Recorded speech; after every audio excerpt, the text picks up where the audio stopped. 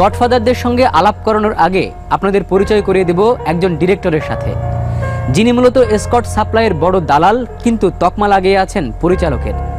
মুখোশের আড়ালে তার মুখটা একটু ভালো করে দেখে নিন। আলাপের আদিতে হলো নাম, প্রথমে সেটা পাকাপোক্ত করে মনে গেঁথে নিন। এই পরিচালকের নাম রাশেদ। আসল কিংবা নকল সেই প্রশ্ন করবার মতো অবকাশ আমরা পাইনি। পেশায় পরিচালক হলেও কবে কি পরিচালনা করেছেন সেটা তিনি নিজেই হয়তো বলতে পারবেন না, কিন্তু এসকর্ট জোগাড় করে দিতে তার পরিচালন দক্ষতা অসাধারণ। নগরীর 85 আবাসিক হোটেলে প্রতিদিন 7,500 খদ্দেরের সমাগম হয়, আর এদের আনন্দ দেওয়ার জন্য প্রায় 5,500 লরনা নিজেদের বিলিয়ে দিতে ব্যস্ত হয়ে পড়ে। যৌন ব্যবসায় লিপ্ত থাকা এইসব হোটেলগুলোর মাসিক আয় প্রায় 12 কোটি টাকা। অভিজাত হোটেলগুলোতে সন্ধ্যার পর থেকেই লম্বা লাইন দেখা যায় উচ্চশ্রেণীর যৌনকর্মীদের।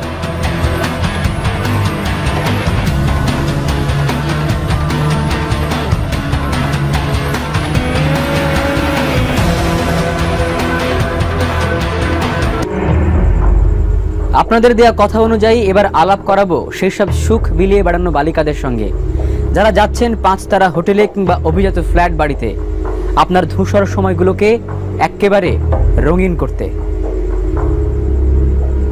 একটা ছেলের সাথে প্রেম করছিলাম 9 বছর। ওই এই লাইনে আনছে, ওই শিখাইছে আমার। কারণ আমি এই লাইনটা খুব ঘৃণা করতাম। আমার ভাগ্যে এই লাইন ছিল। মনে করেন ও তো আমাকে দেহর ভালোবাসা বাসছে, তো মন দিয়ে ভালোবাসি না। আমি তো ওর মন দিয়ে ভালোবাসছি নিজের ইচ্ছায়। আমি এতটা করি না, এত খারাপ দিকে চাই না। বাসায় থাকি বেশি সময়, আমি সময় কম দিই। যখন দেখি আমার প্রয়োজন বেশি তখন আমি 2টা বাসায় যাই। একটা 2টা গাছ হলে ওই বিয়ের ভাগে আসি। জানেন আমি সরলতা করি তো সবাই আমার না অনেক ক্ষতি করে, কিন্তু আমি কেউ ক্ষতি করি না জীবনে। আর আল্লাহ তো আমার না করে। আমার বিয়ের পরে কিন্তু আমি পুরোই ভালো হয়ে গেছিলাম। যখন আবার দেখলাম অভাব আমার সংসারে, তখন আবার আসলাম এই জগৎটায়। ভালো ভালো পজিশনের মানুষই যায়, শিক্ষিত মানুষই যায়। হাজব্যান্ড তো সারাদিন অফিসে যায়, ও সকাল 6টায় যায়, আবার আসে 9টায় নাস্তা খায়, আবার 12টার সময় চলে যায়। মাঝে মধ্যে মন চায় অনেক দূরে চলে যেতাম, কোনো নাই, কিন্তু আসলে আমার একটাই কষ্ট, পরে আমি ঠকাইছি। কারণ আমার ওর কাছে থাকতে ইচ্ছা করে না। অনেক সময় ইচ্ছা করে যে এইসব আমি ছাড়া দিন, বেশি দিন থাকবো না। সাধারণত 4টি ভাগে রাজধানীতে যৌনকর্মী সরবরাহ করা হয়। প্রথমত, যৌনকর্মীকে ভিজিটরের বাসায় পৌঁছে দেওয়া। দ্বিতীয়ত, যৌনকর্মী ও ফ্ল্যাটে ভিজিটরকে নিরাপদে নিয়ে আসা এবং নিয়ে যাওয়া। তৃতীয়ত, হোটেল কক্ষে যৌন মিলনে নিরাপত্তার ব্যবস্থা করা। আর শেষটি, প্রাইভেট কার ও পার্কিং সুবিধা সহ একটি অভিজাত হোটেলের ব্যবস্থা করে দেওয়া। তথ্য উপাত্তের অনেক ফুলঝুরি ছড়ানো হয়েছে, এবার গডফাদার দর্শন। তবে তার কাস্টমার লিস্টের পাকা খাতায় এমন অনেকের নাম দেখেছি, সামাজিক শৃঙ্খলার কারণেই সেসব নাম আমরা গণমাধ্যমে প্রকাশ করব না।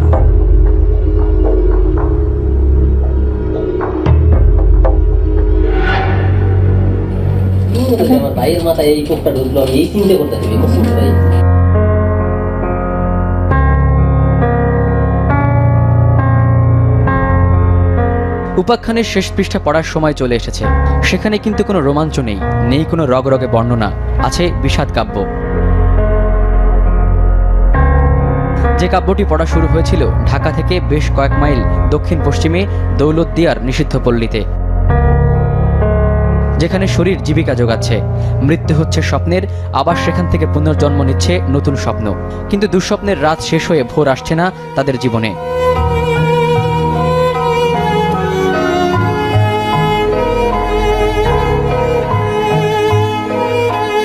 নারী হয়ে কেউ জন্মায় না, তারা ক্রমশ নারী হয়ে ওঠে। ঠিক তেমনি নিষিদ্ধ সমাজে বসবাস করা এই মানুষগুলো ধীরে ধীরে আধারের বন্দিনী হয়ে যায়। নিষিদ্ধ জীবনের আলো আধারিতে হাঁপিয়ে ওঠা এই মানুষগুলো মুক্ত বাতাসের শ্বাস নিয়ে বাঁচতে চায়, কিন্তু সস্তা প্রসাধনীর মতো কিছুক্ষণ বাতাসে গন্ধ ছড়িয়ে আবার তা মিলিয়ে যায়। কারণ তারা যে পথের পথিক, সে পথের কোনো গন্তব্য নেই, ঠিকানাহীন অন্ধকার এক পথ। মূল্যবোধ থেকে কথাগুলো বলছিলাম, যেমনটা বলেছিলেন বিখ্যাত ভারতীয় সাপ্তাহিক সানন্দায় একজন পশারিনী। 2000 পুরুষের সঙ্গে বিছানায় গিয়েও আমি নিজেকে এখনো গঙ্গা জলের মতো পবিত্র মনে করি, কারণ এটা আমার পেশা, যেটা আমি নিজে বেছে নিতে বাধ্য হয়েছি। তার কথার সূত্রেই বলি, নিষিদ্ধ পল্লীতে কিছু বিশুদ্ধ মানুষের খোঁজ আর সমাজের কোষে কোষে ক্যান্সারের মতো দগদগে কিছু ক্ষতের গল্প বলবো আজ। তাহলে শুরু করা যাক মন্দ মেয়ের উপাখ্যান।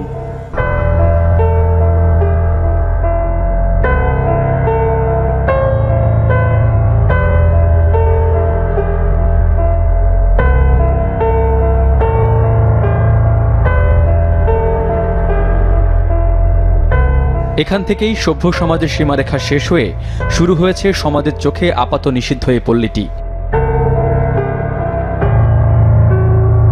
এখানকার মাটিও কিন্তু তথাকথিত সভ্য সমাজের মতোই। সূর্য উঠলে এখানেও আলো পড়ে, ছায়ায় শীতল হয়, আবার বর্ষায় সিক্ত হয় মাটির উষ্ণ বুক।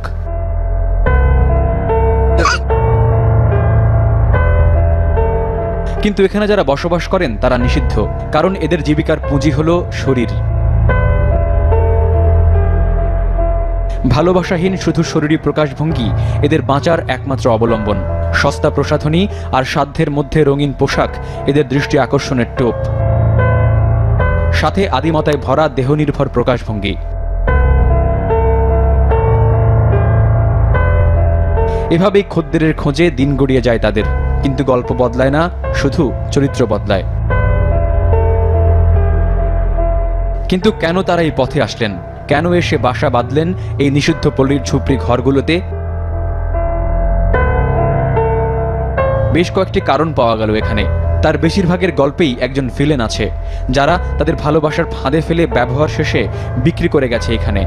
আর কিছু এসেছেন নিজের ইচ্ছায়। সেই ইচ্ছেটা কিন্তু এমনি এমনি জন্ম নেয়নি।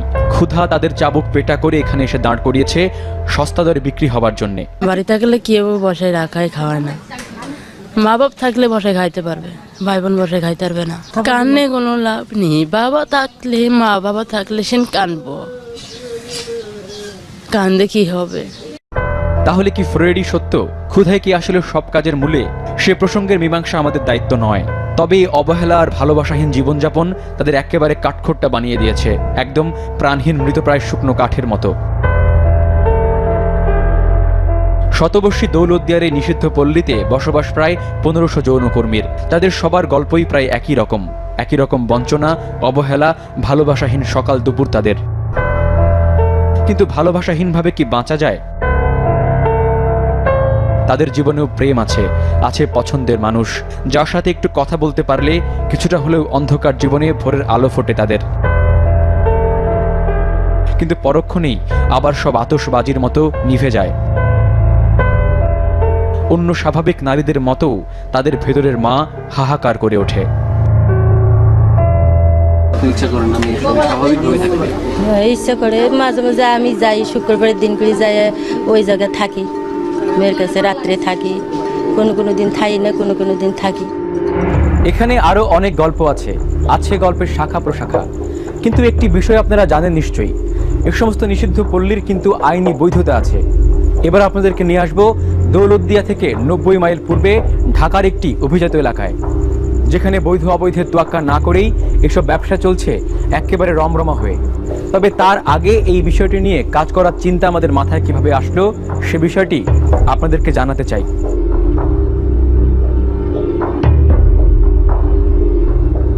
যুগ ডিজিটাল, তাই আমাদের বেশিরভাগ সময় কাটে ইন্টারনেটের ভার্চুয়াল জগতে। সেই জগতের একটা বড় দেশ ফেসবুকেই খোঁজের এক দর্শক আমাদের একটি লিঙ্ক পাঠান, যেটা বাংলাদেশি এসকর্ট সাইটের। এসকর্ট বিষয়টি একটু পরিষ্কার করি। এসকর্ট হচ্ছে তারা যারা আপনাকে সময় সরবরাহ করবে, আপনার বোরিং ফ্যাকাশে সময়গুলোকে ছলাকলায় রঙিন করে দেবে।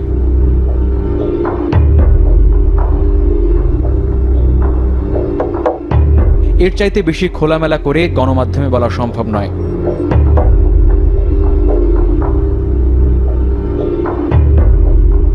সেই পেজটি ভালো করে ঘেঁটে ঘুরে দেখলাম আমরা। সেখানকার নারীদের নান্দনিক উপস্থিতি যে কোনো পুরুষকে মোহিত করবে।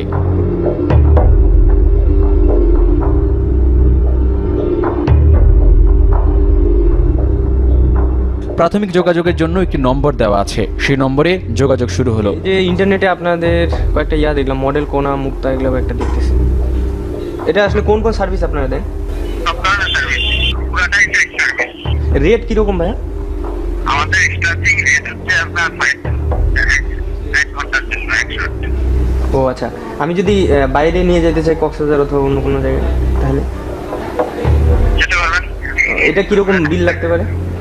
20,000 টাকা লাগবে। ফোন পেয়ে রীতিমতো গদগদ সঙ্গে আলাপ শুরু হয় আমাদের। প্লেসটা কোথায়, আমি যাব কোথায় এখন? গুলশান নাভানাটার সামনে এসে ফোন দিবেন, আসা রওনা দেওয়ার সময় আমাদের ফোন দিবেন। আচ্ছা আচ্ছা, নাভানাটার সামনে থেকে আমার লোক রিসিভ করবে, আপনাকে নিয়ে আসবে বাসায়। আমি 5 মিনিটের মধ্যে আসতেছি নাভানা টাওয়ারের সামনে। ওকে ওকে। হ্যাঁ, আর আপনাদের আসতে দিবেন, নাভানাটার সামনে আসতেছি আমি। আপনি আসতেছেন? হ্যাঁ, আমার 2-3 মিনিট লাগবে আমার সাথে, আসেন আপনি। কিন্তু তারা একটু সতর্ক, আর কথায় নয়, SMS এ তথ্য সরবরাহ চলতে থাকে। ফোনের আড়ালের মানুষটির সাথে দেখা করতে ইচ্ছে করছে, আমাদেরও ইচ্ছে করেছিল। একসময় ফোনের ওপাশের মানুষটি আমাদের সামনে আসলো।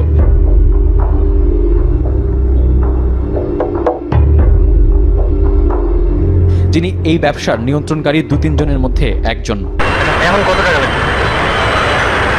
এখন তো আমি যেটা বললাম আপনার 2 টাকা বলি, এখানে $85 আছে, আমি অথবা এখানে $10 5,000 নিতে পারা যাবে।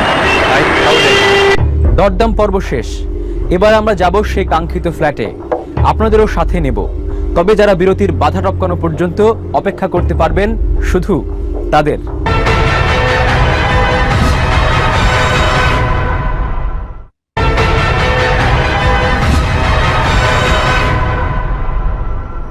শুধু ঢাকাতেই 1,100 স্পট, 400-র বেশি হোটেল এবং 2,000-এরও বেশি ফ্ল্যাট বাড়িতে চলছে এসব অবৈধ জমজমাট দেহ ব্যবসা। থাক, পরিসংখ্যান দিয়ে আপনাদের অপেক্ষার পালা আর দীর্ঘ করব না। চলুন সোজা ঢুকে পড়ি সেই ড্রয়িং রুমে। সেই ড্রয়িং রুমে ঢোকার আগে একটু ফ্ল্যাশব্যাকে আসার গল্পটা বলি। গুলশানের একটি পরিচিত জায়গায় আমাদের দেখা হলো। তারপর পায়ে হেঁটে অনেক গলিপথ ঘুরে আমরা সেখানে পৌঁছালাম।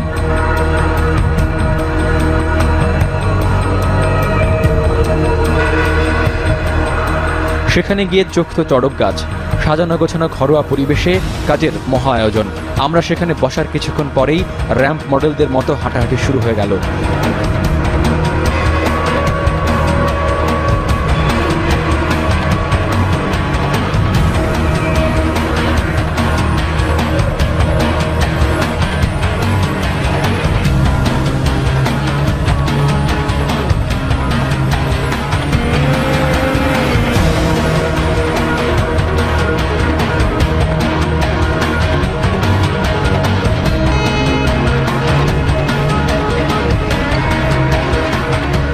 সেখান থেকে আপনার বেছে নেওয়ার অবারিত সুযোগ রয়েছে।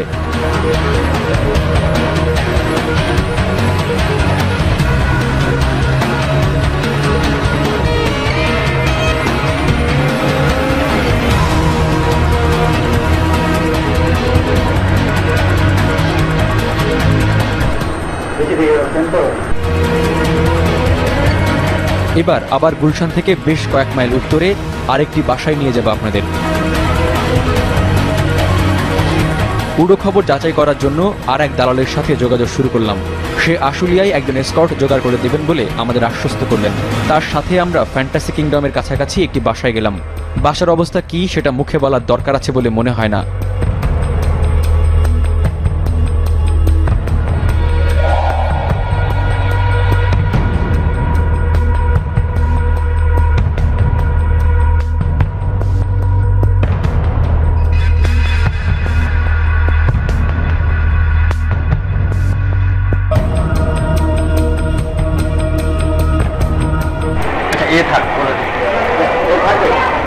সেই নারী মেলা থেকে একজনের সাথে আমাদের কথা হলো।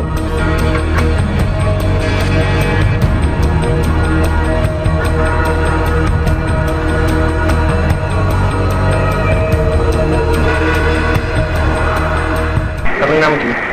পাখি মানে এই পথে আসলেন কেন? আসেন সহজে। এমনি ভালো ইনকাম কত হয় দিলে? এদিকে আপনি ভাত পাবেন না অন্য কোনো? এটা সবাই সবাই একটা কিছু জানার দরকার আছে ভাই। জানতে চাচ্ছি না এটা জানার দরকার নেই। এখানে কোন বিশ্বাস আছে? এটা আমরা চিনি, এটা এগুলো বুঝলাম না, এখান থেকে আগে কিছু করতে পারবেন। পুলিশ যদি আসে পুলিশ করে নিয়ে যাবে, তারপর জেলে যাবে আর কি। এরকম এখানে কতগুলো আছে? হাজার হাজার মেয়ে আছে এখানে এখানে, তো অল্প মেয়ে বড় নিচে আছে না,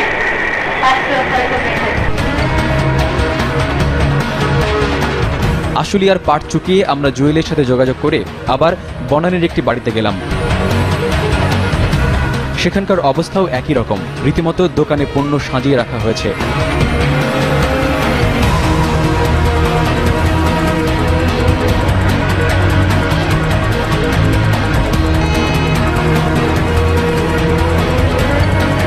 সেই পণ্যের বাজার কিন্তু গুলশান বনানী ছাড়াও Mohakhali DOHS, Lalmatia, Dilu road, Eskaton road, central road, Mohammadpur, Rampura, Shantinagar, Uttara, কাকলিতেও রয়েছে।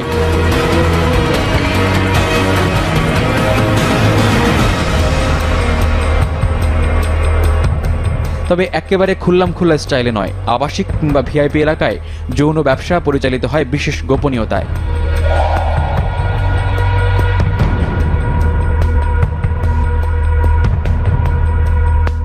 আইন শৃঙ্খলা বাহিনীর কিছুটা কড়াকড়ির কারণে এখন মাঝারি মানের হোটেলগুলোতে আর আগের মতো রমরমা ব্যবসা নেই। কিন্তু নেই বললেই তো আর সব শেষ হয়ে যায় না, আছে, কিন্তু অন্যরকম ভাবে।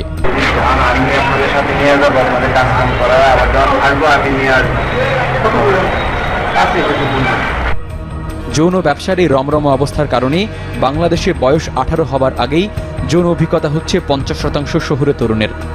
এছাড়া প্রায় 80% তরুণ পরোক্ষভাবে প্ররোচিত হচ্ছে যৌনকর্মে লিপ্ত হতে। এদের 1/3 আবার লিপ্ত হচ্ছেন দলগত যৌনকর্মে। আবার অনেকে পর্নোগ্রাফি দেখে যৌনকর্মে উদ্দীপ্ত হচ্ছেন। এদের অনেকের বয়স 11 থেকে 14 বছরের মধ্যে।